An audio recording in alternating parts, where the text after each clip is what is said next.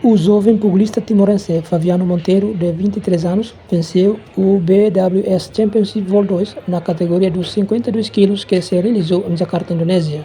Natural de Lauteng e representante do Los Palos Boxing Club, Fabiano derrotou o indonésio Ahmad Sari por decisão unânime dos juízes, conquistando assim o título da competição de boxe amador.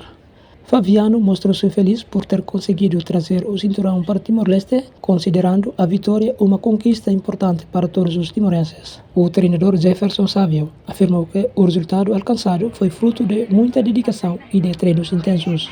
Já o presidente do Los Palos Boxing Club, Naldo Rey, destacou a importância da conquista para os prestígios do país. Afirmou ainda que, apesar de Timor-Leste um país pequeno, há jovens talentosos e determinados que podem brilhar em eventos internacionais desde que haja apoios. Já o pai do pugilista, Quito Monteiro, manifestou seu orgulho pelo feito do filho, lembrando que o título foi conquistado após menos de um ano de preparação.